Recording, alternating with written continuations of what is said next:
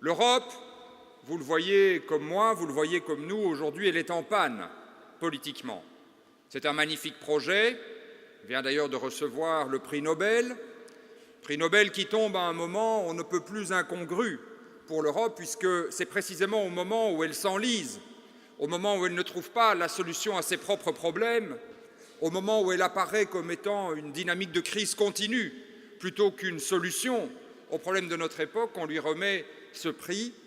On va dire que c'est un prix qui est un prix de l'espoir, et que ce prix a été remis à l'Europe à la fois pour son passé historique, mais aussi pour ce que l'on attend d'elle, et ce que nous attendons d'elle, et ce que, en particulier, votre génération attend d'elle.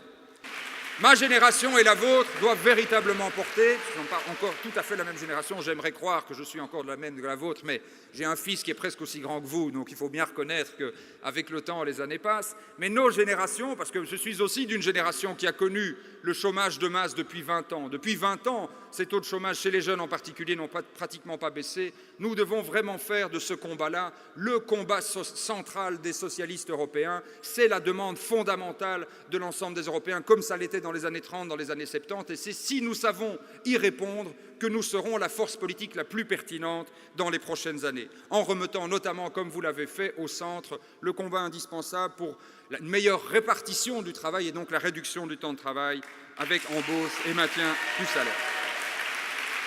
Voilà, derrière tout ça, chers camarades, il y a un véritable enjeu de civilisation. Nous sommes devant un continent européen qui est en panne de croissance.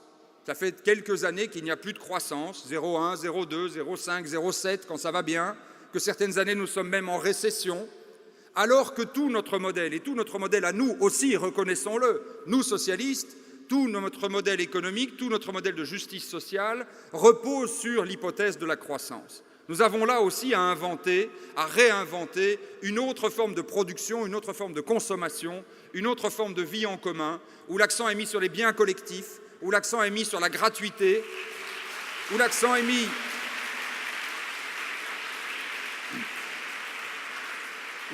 sur la qualité de la vie, car comme le rappelait il n'y a pas si longtemps un grand socialiste européen, Michel Rocard, finalement, toutes les choses qui nous rendent vraiment heureux dans la vie,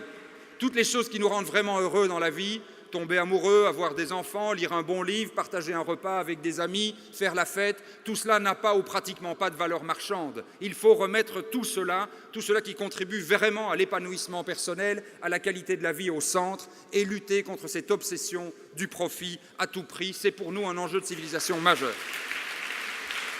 Voilà, chers jeunes camarades socialistes européens, pourquoi, dès maintenant, je suis de ceux qui ont en tête déjà l'élection européenne de 2014. C'est le prochain grand moment.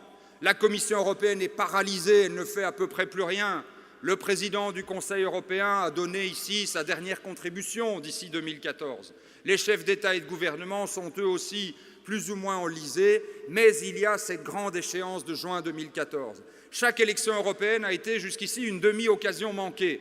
On n'est pas véritablement parvenu à politiser l'enjeu européen.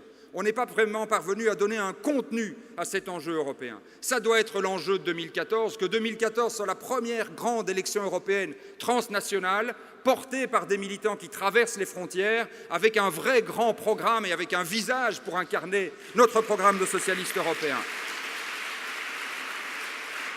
Dans la politique, il y a des cycles.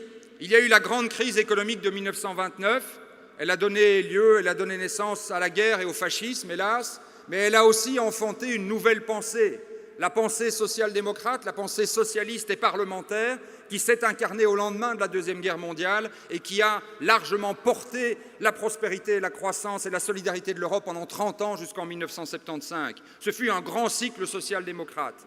Hélas, à partir de la fin des années 70, les conservateurs ont repris l'ascendant et depuis les années 80, les années 90, jusqu'à cette crise de 2008, nous vivons un cycle où c'est la pensée libérale et conservatrice qui domine. 2008 doit être devra être considérée dans l'histoire comme la fin de ce cycle-là. Depuis 2008, cette pensée-là a fait faillite, a démontré qu'elle n'était pas capable de porter l'Europe. Nous sommes en train de penser une autre. Les projets que vous portez pensent une autre Europe. Il faut maintenant les diffuser, il faut maintenant faire adhérer le plus large nombre possible d'Européens à ces initiatives, grâce à des mouvements comme celui que vous portiez, pour que 2014 soit une grande victoire. Et comme dit un autre grand socialiste, si on peut dire de l'autre côté de l'Atlantique, the best is yet to come. Merci pour votre attention.